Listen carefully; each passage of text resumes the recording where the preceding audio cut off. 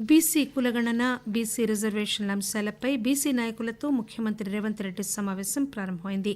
హైదరాబాద్లోని ప్రజాభవన్లో ఏర్పాటైన ఈ సమావేశానికి ఉప ముఖ్యమంత్రి మల్లుభట్టి విక్రమార్క, పీసీసీ అధ్యక్షుడు మహేష్ కుమార్ గౌడ్, మంత్రి పొన్నం ప్రభాకర్, పార్లమెంట్ సభ్యుడు అనిల్ కుమార్ యాదవ్, పార్లమెంట్ మాజీ సభ్యుడు వి హనుమంతరావు, బీసీ శాసనసభ్యులు, ఎమ్మెల్సీలు హాజరయ్యారు.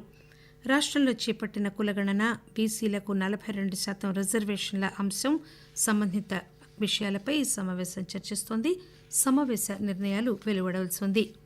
ఈ సందర్భంగా ఉప ముఖ్యమంత్రి మల్లుభట్టి విక్రమార్క మాట్లాడుతూ రాష్టంలో కులగణన విజయవంతంగా నిర్వహించామని, దేశవ్యాప్తంగా కూడా కులగణన చేపట్టాలని అన్నారు.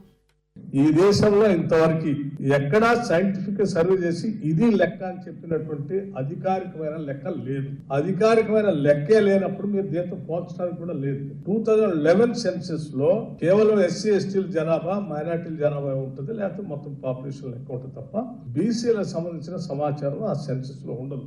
సో మొట్టమొదటిసారి ఈ దేశంలో అధికారికంగా జరిగిన ఏకైక సర్వే బీసీలకు సంబంధించింది కానీ మిగతా కులాలకు సంబంధించింది కానీ తెలంగాణ రాష్ట్ర ప్రభుత్వం ఈ ప్రభుత్వం చేసిన సర్వే ఒక్కటే. దీన్నే శాసనసభలో పెట్టి కేబినెట్ అప్రూవ్ చేసి కూడా పెట్టింది. కాబట్టి ఇది ఒక్కటే అఫీషియల్ సర్వే.